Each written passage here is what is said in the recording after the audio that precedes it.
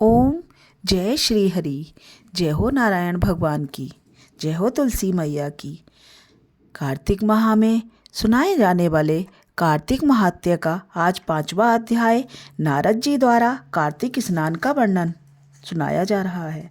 राजा पृथु बोले, हे मुनिवर, आपने कार्तिक और माघ मास का श्रेष्ठ फल का वर्णन किया। अब आप स्नान की विधि और नियम कहिए।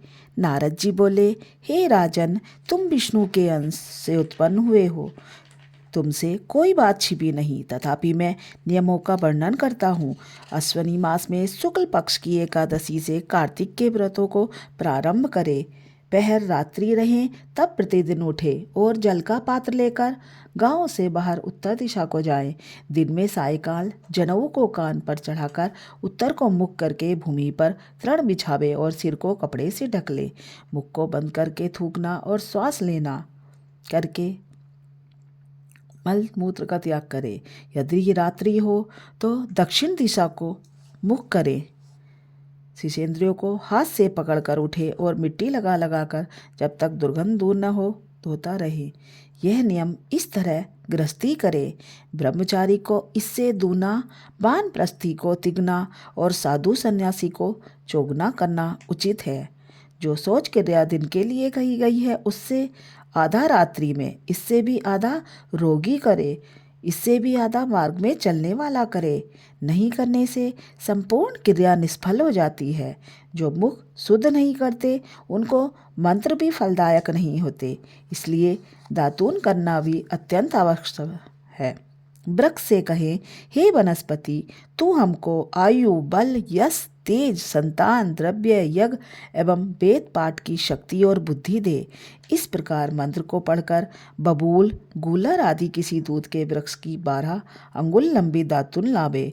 श्राद्ध तिथि व व्रत के दिन दातून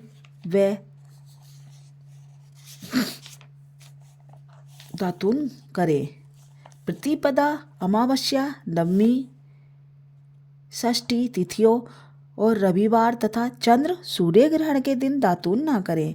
कांटों के वृक्ष, कटेरी, संभालू, कपास, पीपल, बट, अरंड और दुर्गंध वाले वृक्षों की दातून ना करें। तदंतर विष्णु और शिव के मंदिर में प्रसन्नता से विधि पूर्वक पुष्प, गंध, तांबुल आदि ले जाएं तथा भगवान को बेलपत्र आदि पूजन के उपचारों के साथ नमस्कार करके गीता आदि स्तुति गान करें एवं मधुर बाड़ी में भजन गाएं। देवालय में भजन कीर्तन करने वाले लोग विष्णु भगवान को प्रसन्न करते हैं। कलयुग में भक्ति पूर्वक भजन संकीर्तन आदि ही एकमात्र है। हे राजन, मैंने जब भगवान से पूछा कि आप कहाँ निवास करते हो, तब वे बोले, हे नारद, मैं बैकुंठ अथवा योगियों के हृदय में नहीं रहता हूँ। मेरा निवास तो भक्तों के कीर्तन आदि गान में है। गंध पुष्पादि से जो मेरे भक्तों का पूजन करते हैं उससे मैं इतना प्रसन्न होता हूँ जितना कि मैं अपने पूजन से भी नहीं होता। जो मूढ़ लोग पुराणों की कथा सुनकर और मेरे भक्तों द्वारा किए हैं कीर्तन गान को सुनकर उनकी निंदा करते हैं, वे मेरे शत्रु के समान हैं। सिरस, धतूरा, कटेरी, मल्लिका, सेमर, अर्क तथा कनेर के फूल से विष्णु की पूजा नहीं की जाती।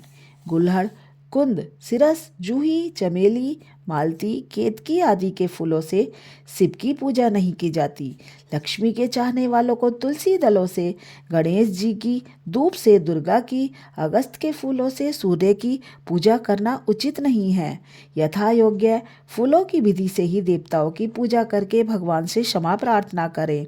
हे सुरेश्वर, हे देव, मैं मंत्रहीन, भक्तिहीन और क्रियाहीन हूँ, अतः अज्ञानतावश मैंने आपकी पूजा में जो न्यूनता या अधिकता करती है वह सब क्षमा करो और मुझ पर कृपा करो। फिर प्रदक्षिणा करके दंडवत प्रणाम कर भगवान की कीर्तन स्तुति आदि उनकी प्रसन्नता के लिए करें। उनके सम्मुख गान आदि करके प्रार्थना करें और उनसे अपनी अपराध की क्षमा मांगे। कार्तिक मास की आधी रात्रि में विधि पूर्वक विष्णु और शिव का पूजन करने वाले अपने पूर्वज सहित निष्पाप होकर बैकुंठ को चले जाते हैं। ओम नमो भगवते वासुदेवाय। जय हो तुलसी मैया की। लहर लहर लहराए रे मेरे आंगन की तुलसा, लहर लहर लहराए रे मेरे आंगन की तुलसा। इस तुलसी में बड़े बड़े गुण हैं, ये तो सारे ही रोग भगाए रे मेरे आंगन की तुलसा, लहर लहर लहराए रे मेरे आंगन की तुलसा। इस तुलसी को मैंने सींचा, ये तो घर मेरा महकाए रे मेरे आंगन की तुलसा। जय हो तुलसी मैया की, जय हो श्री हरि विष्णु भगवान की जय हो।